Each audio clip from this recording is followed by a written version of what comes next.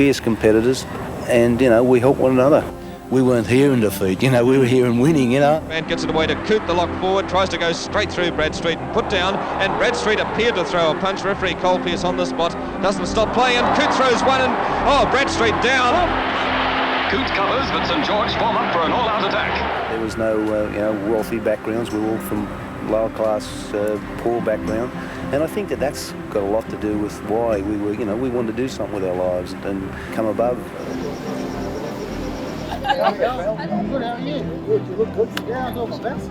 remember the first game he played against Balmain at Redfern Oval. The papers the next day said a star was being born, but I knew beforehand that he was always going to be a star. He just had all the elements of a great player.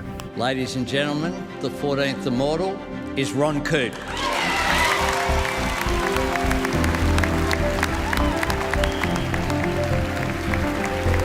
Well, it means everything.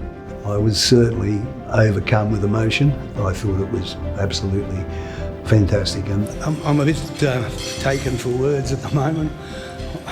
Jesus.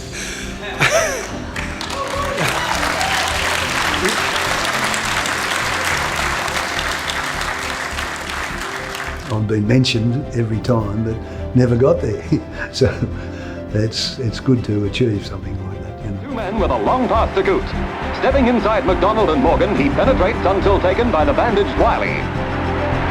I started playing with South in the early 60s in the Jersey flag team, that's where I met the great Bob McCarthy there. He played in it too. His nickname was Solid, and the reason they called him Solid was because he'd get in front of the mirror sometimes, get him out of the shower, and he'd stand in front of the mirror and I used to go like that, look at that.